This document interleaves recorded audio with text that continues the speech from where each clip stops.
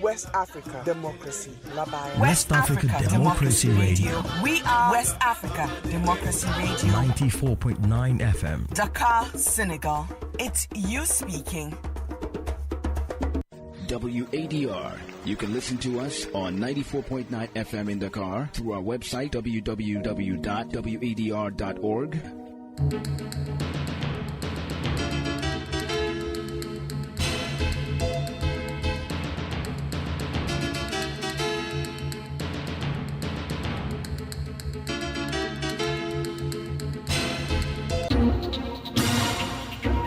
WADR.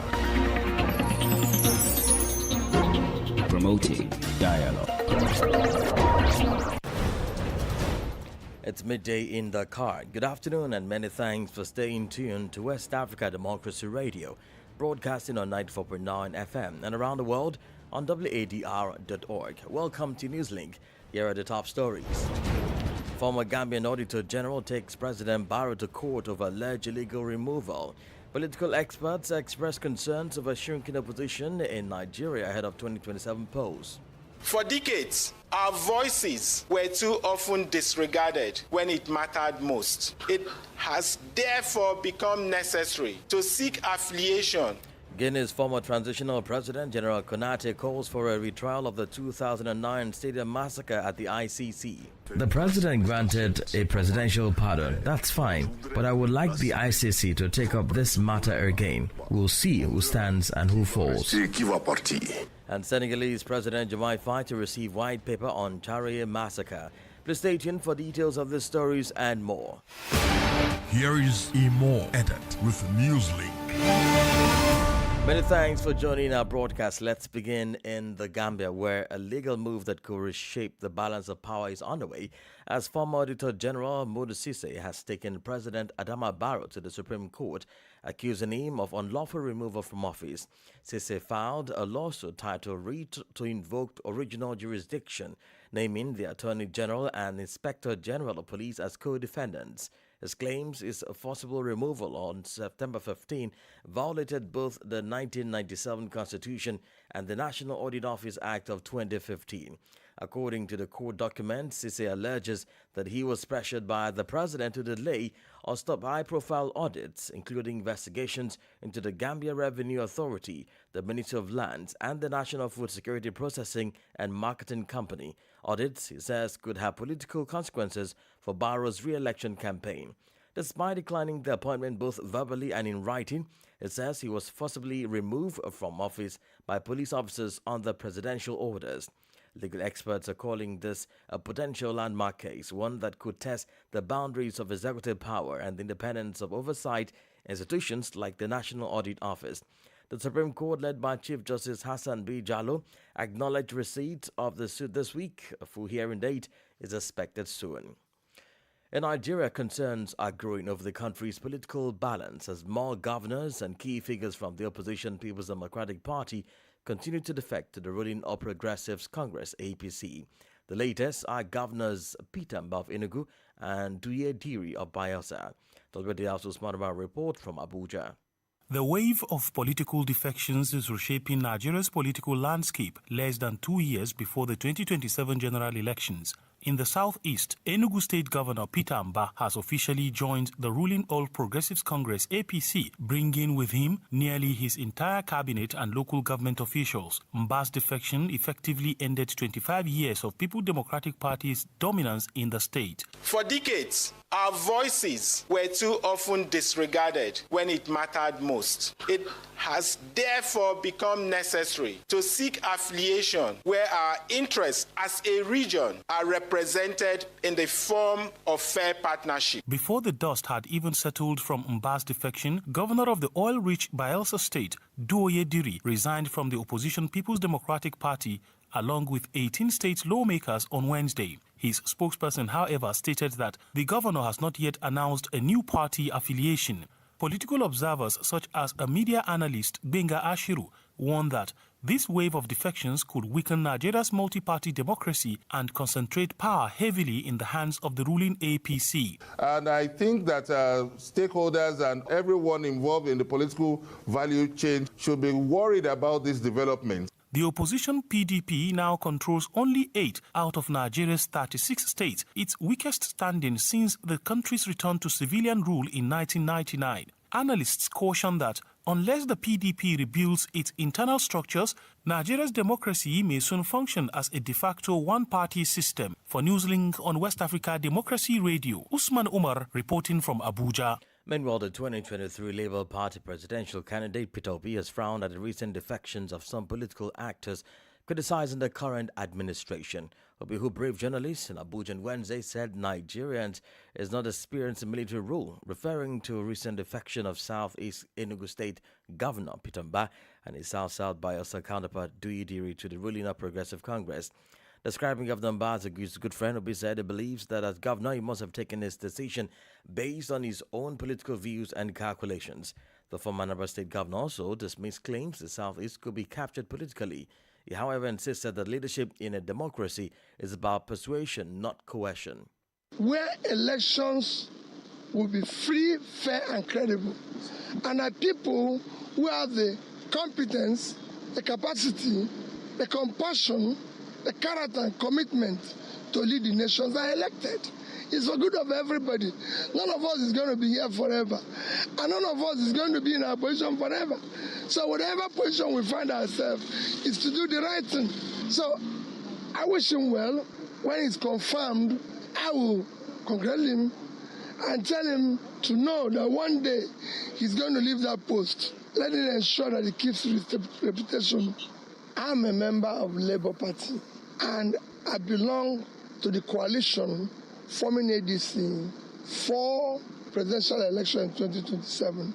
And I can tell you, other parties are going to join, other people are going to be part of it.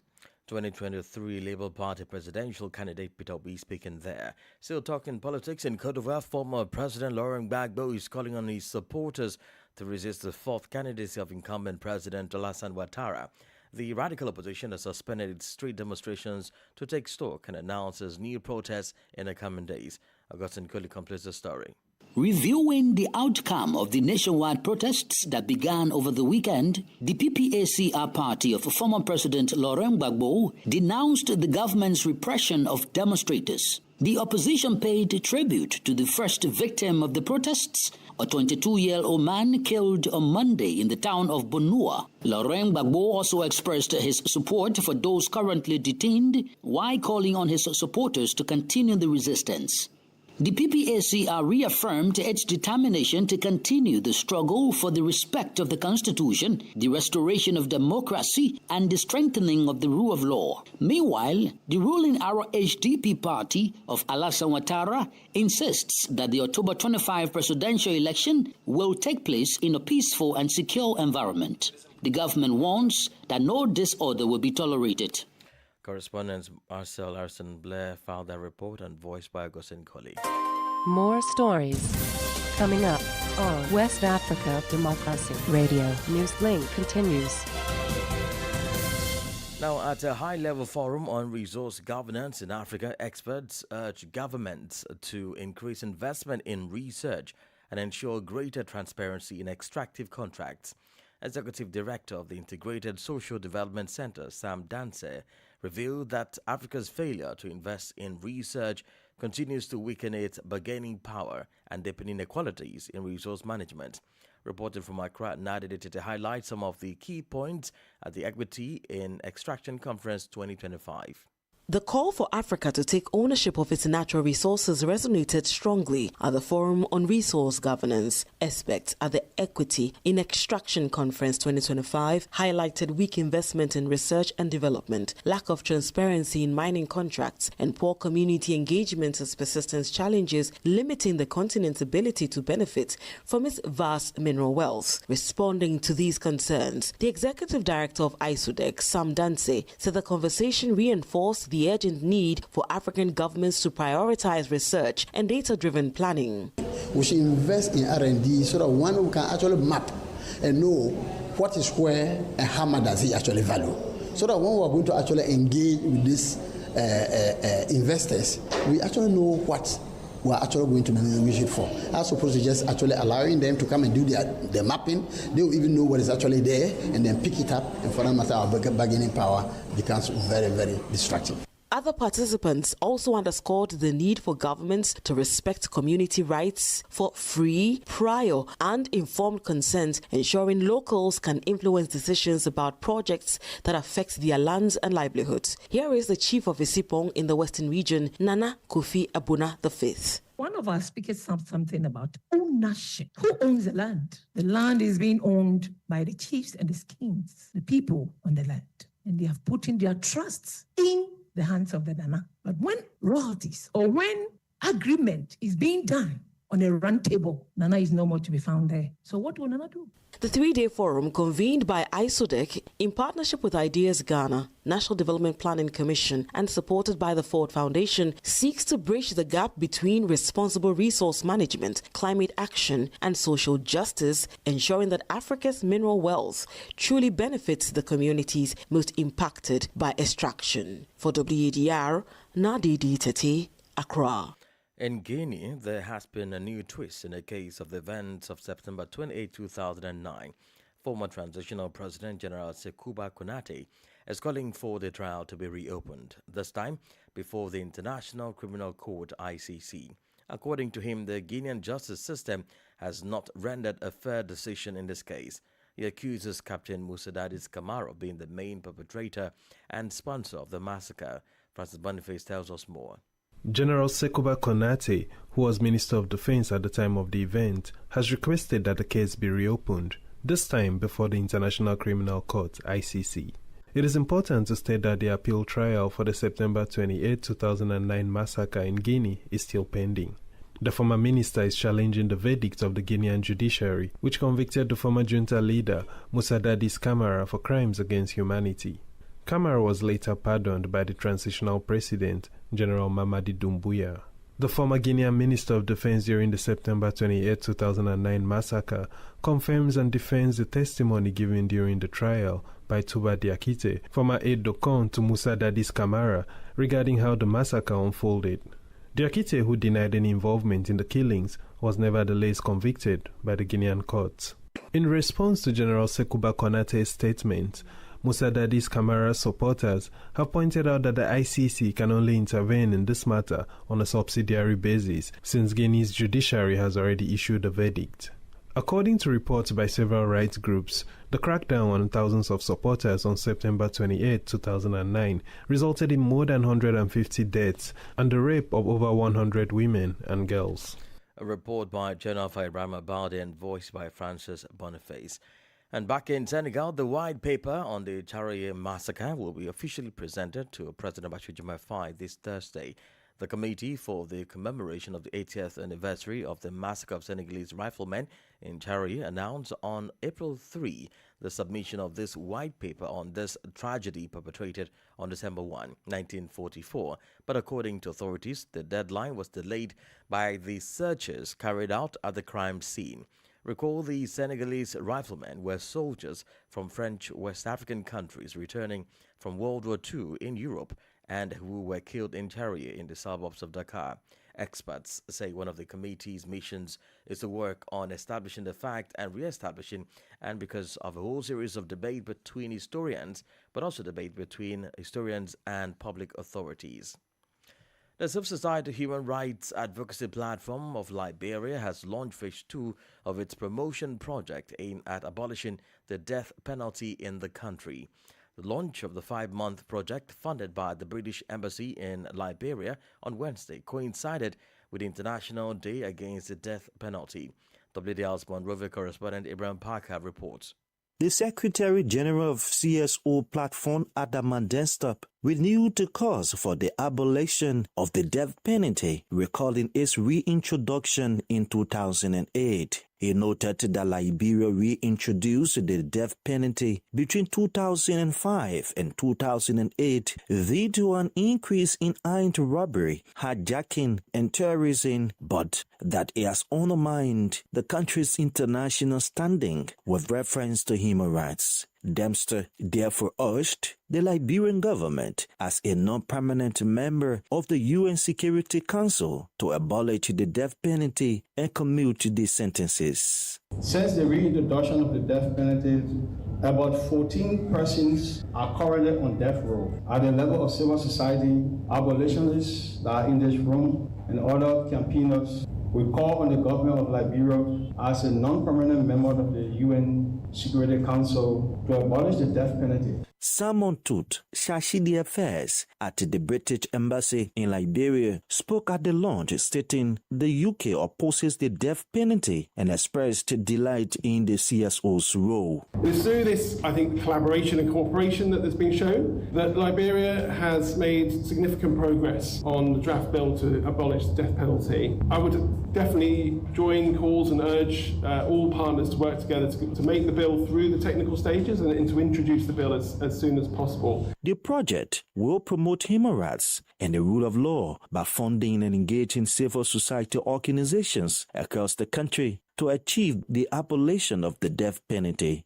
For Newslink on WADR, Abraham Parker, Monrovia. You're listening to Newslink on West Africa Democracy Radio 94.9 FM Dakar and online on WADR.org. Here is a reminder of our top stories.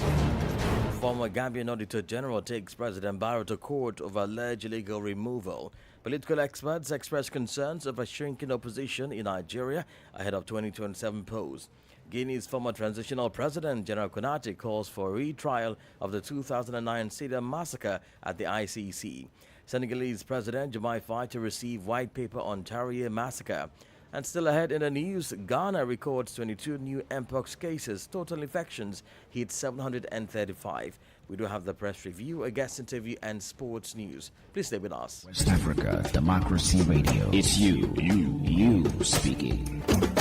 Don't forget you can listen to us live on WADR.org and follow live streaming on YouTube and Facebook. In Burkina Faso, the journalists who were arrested on Monday and Tuesday have been released. These journalists were taken by men identifying themselves as agents of the National Intelligence Agency, ANR. The reasons for the arrests have not been disclosed. A report from our correspondent in Ouagadougou, Martin Kaba. Journalists Husseini Ulbodo and Michel Nana are now free to move about. Ulbodo, editor-in-chief of L'Observateur, Palga, and Nana, deputy editor-in-chief of Le Pays, were both arrested around 9 a.m. on Monday at their respective offices. They were taken to an unknown location by men claiming to be members of the National Intelligence Agency. Their release was confirmed by both newspapers on their official Facebook pages. In addition, Dieudonné Zongrana, publisher of the daily Aujourd'hui au Faso, was also arrested but released later on Wednesday. So far, there is no information explaining this wave of arrests in the media sector, which, however, is not the only one affected. Over the past weekend, 3 magistrates and a lawyer were also taken to unknown destinations, and unlike the journalists, they have not yet returned home. Earlier, at the beginning of last week, Balai Soutien activist Razmani Zinaba and Basiru Bahajo were released after more than a year in captivity. However, there is still no news about journalist Atiana Sarch Ulon, who was arrested at his home and taken to an unknown location on June 24, 2024. The report from our Ouagadougou correspondent Martin Kaban, voiced by Abdullahi Hassan. Staying in Burkina Faso, authorities have announced the launch of a monthly military ceremony in honor of Captain Thomas Sankara, the father of the Burkinabe Revolution. The event will take place every first Thursday of the month at 4 p.m. at the Thomas Sankara Memorial in Ouagadougou, the capital. The decision was made during a national tribute marking the 38th anniversary of his assassination. Prime Minister João Emmanuel Ouedraogo, speaking on behalf of President Ibrahim Traoré, hailed Sankara as a national hero and a universal symbol, highlighting his enduring legacy for African youth. Officials say the monthly ceremony will blend military precision with popular participation to keep the revolutionary spirit alive and promote patriotism and sovereignty. President Traoré added that Sankara's dream is not dead, it lives on in the hearts of millions across Africa. Now, Ghana has recorded a total of 735 confirmed cases of Mpox according to the latest update from the Ghana Health Service, GHS, as of October 14. The update revealed that 22 new cases have been detected in recent days, prompting renewed public health alerts. The general public is advised to protect themselves and others by maintaining good hygiene and reporting any symptoms immediately. The symptoms of Mpox, according to the health service, include fever, rash, headache, muscle ache, swollen lymph nodes, chills, and tiredness. It said anyone who develops such symptoms should visit the nearest health facility without delay. Ghana first recorded Mpox cases in 2022, and the disease has since continued to resurface in several parts of the country, with health authorities calling for heightened public awareness and caution. Well, back in Senegal, the death toll from the Rift Valley fever epidemic is evolving. Since its outbreak last September, the disease has already claimed 20 lives. However, health authorities during a hybrid press conference reassured that several cases under treatment have been cured. The Senegal region in the north of the country remains the epicenter of the disease, which now affects 4 of the country's 14 regions. Taking stock of the epidemic as of October 14, the Ministry of Health indicates that the disease has already caused 20 deaths. It also states that out of 171 confirmed cases, 128 have recovered. However, authorities are yet to provide exact figures of the number of livestock decimated by the disease. Authorities are continuing awareness campaigns to prevent the spread of the disease and are calling on the population to comply with health measures. Mahamoud Mustafa Sarr is the Regional Director of Livestock and Animal Production in Senegal.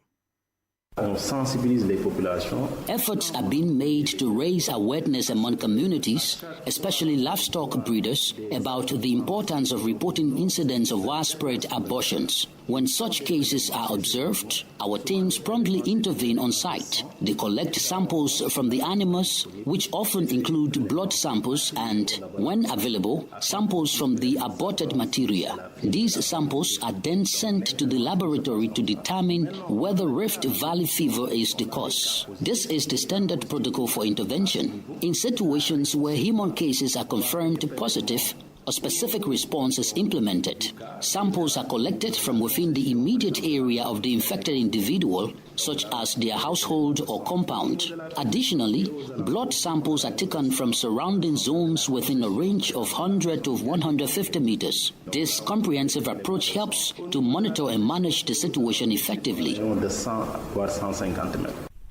Mohamedou Mustafa Sarr is the Regional Director of Livestock and Animal Production in Senegal.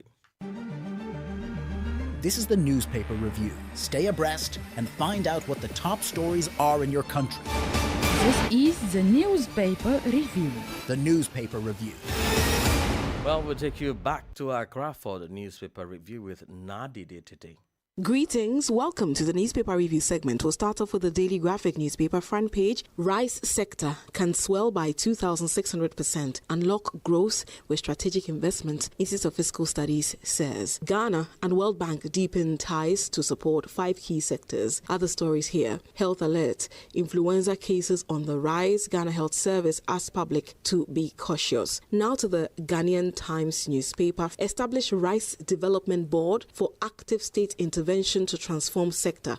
Institute of Fiscal Studies one more time. Also here, Ghana Health Service calls for vigilance to curb spread of influenza outbreak. Minority leader advocates inclusion of legally binding CSR clauses in contracts. Men must take interest in breast cancer education to help combat disease. Front page of the Daily Guide newspaper. NPP flag bearer race, candidates in fierce battle. Minority raises red flag over AT and Telecel merger, and Daddy Lumbe's kids not into widows fight.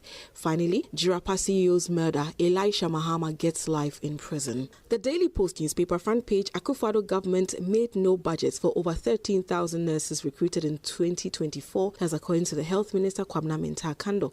NPA must stay ahead of industry through innovation and capacity. That's according to the Energy Minister. And President Mahama to host Grenada Prime Minister for bilateral talks. The Chronicle newspaper front page, Educhum is NPP's best hope for 2028 comeback. That's according to one Thomas Kusi-Boafo. We'll wrap up with the National Enquirer newspaper front page. Julius Debra urges boards to embrace transparency and resist political interference.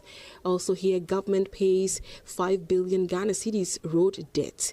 and sets plan to clear 40 billion Ghana cedis more. That's according to Roads and Highways Minister. That will be it for the newspaper review segment. Is back to you in the studio. Many thanks, Nadia Dictated there. Politics, Analyses on major news, social matters, and all. This is A Guest. We take you back to Nigeria, where the political landscape is shifting and not in favor of the opposition. One vocal and vibrant opposition parties are now grappling with internal fractures, defections, and dwindling influence at both the state and national levels.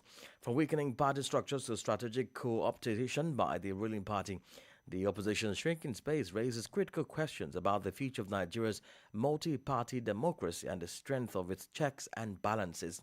Here is Barrister Maurice Ibam, former National Youth Leader and National Lead ADC Coalition Support Network. Tinubu was an opposition leader from, let's say, from the coming of the Fourth Republic in 1999. He had failed opposition. And it's a shame. It's a shame that other opposition leaders, the governor of Enugu State does become, the governor of Bayelsa says about the campaign. It's also a shame. It's a shame knowing the fact that Tinubu, the person that they are getting inspiration from, was an opposition leader. So it shows you the kind of leaders, crop of leaders we have in Nigeria. But it's a shame because opposition is very, very important. We need positive, constructive criticism. You understand? Yeah. I don't understand why governors are leaving their parties to the ruling party. But I also want to also call Nigerians that all hands must be on deck. We must salvage our nation. So this is not whether they are decamping to APC. It is that are Nigerians ready? I want to say, in fact, some weeks ago, I just came back from the grassroots where I went to go do consultation in my home state, Cross River State, South Nigeria. And I realized that Nigerians are not yet ready. I don't lie to you. This is not whether they are decamping or they are not decamping. This is the fact that Nigerians in general are not ready. We are only complaining. Are they ready to walk the talk? Are they ready to put their money where their mouth is? So it is not about, because our biggest problem is lack of patriotism, leadership. Our leaders are not patriotic. Our citizens are not patriotic. So right now we are just, and it's so sad. I am very, very disappointed in Bola Ahmed Tinubu because when Tinubu came in, I was expecting so much from him because we understood the hurdles he went to before he became president. In fact, we understood that from 1999 he has been opposition and he has succeeded to continue. He's trying to cripple, and we are seeing at least thank God for ADC now. In fact, there's no more PDP again. Do you think come 2027, as Labour Party leader Peter Obi has said, that it's the people that will decide whether you like a run to the ruling party or run to the other party? It is what the people will decide. But now you're saying that the people don't seem ready. Do you think this will be the case in 2027? That's because this is just a political statement. I am right now. I'm on ground in Nigeria. When I said I'm on ground, fully on ground. In Nigeria, and I will tell you what I'm seeing, my brother. It is so hard to say. The people in 2027 that will go out to go and sell their votes, or the people that will not come out to go and vote during the election. So we have a lot of political education to also conscientize the consciousness of Nigeria. It is so sad. It is a pathetic situation. We saw Madagascar, Gen Zs, they were the ones that actually did a protest. In fact, they all set up the president. Nigerian youth are busy doing Big Brother Nigeria or foreign celebrities. And the things that should be our priority are not our priority. So I will not come and deceive anybody or deceive myself. I will say the truth. Nigerians are not yet ready. As a statesman, I was expecting to see serious patriotism. It's not for us to be giving us white elephant projects here and there. What is on ground? Barrister Maurice Ibam is a former National Youth Leader and National Lead ADC Coalition Support Network. Well, in sport, Nepal has appealed to FIFA to overturn their 2-0 defeat to Malaysia in 2027 Asian Cup qualifiers in March this year, claiming that their opponent fielded an ineligible player. Last month, the world governing body FIFA banned 7 Malaysian foreign-born players for a year and fined the FA of Malaysia $440,000, saying they had submitted forged ancestry documents. One of the 7, Hector Hever, scored Malaysia's opening goal in the match played in Johor, Malaysia. FIFA accused the fan of submitting the false document that said the 7 players had Malaysian ancestry. FIFA said an investigation showed that none of the players actually had a parent or grandparent born in the Southeast Asian nation. The 7 banned players had all played in Malaysia's 4-0 Asian Cup qualifying win against Vietnam in June. And English champion Chelsea thrashed Paris FC 4-0 in the second match of the Women's Champions League on Wednesday. Sandy Baltimore from the penalty spot, Johanna Riatian-Kennard, Alisa Thompson and Eric Kudberg were all on target for the London side. Two-time Women's Ballon d'Or winner Alexia Putellas hit a some-the-first minute penalty to help Barcelona to a 4-0 victory over Roma. And that's it on this edition of Newslink on West Africa Democracy Radio, broadcasting from Dakar, Senegal. Thank you for listening, and many thanks to Mustafa Sek and Ismaila Kamara for the technical support. Let's keep the conversation coming on all of our social media platforms, X, TikTok, Instagram, at WDR English. Coming up at the bottom of the hour is a flagship environment program, Enviroscope. I am Imo Edit. Good afternoon. And many thanks to you for listening to Newslink via Hot 104.3 FM, New Me FM 94.0, Hilltop Radio 104.7 FM, and Veritas Radio 102.9 in Banjul, the Gambia. We also appreciate our listeners in Liberia via Alternative Youth Radio 98.9 FM, Lofa County, Radio Kagama 94.5 FM, Niba County, DCN Radio 91.3 FM, Riverside County, Wakat FM Radio, Banga, Liberia, Radio Gulf FM 91.3 Sierra Leone in Nigeria, and Love 104.5 FM Abuja. For you listening via Radio Pad 95.1 Damango, Savannah region, and on Royals FM 104.7 Wenchi, Ghana, we say a big thank you. Remember, West Africa Democracy Radio is all about you, your views, and your opinion.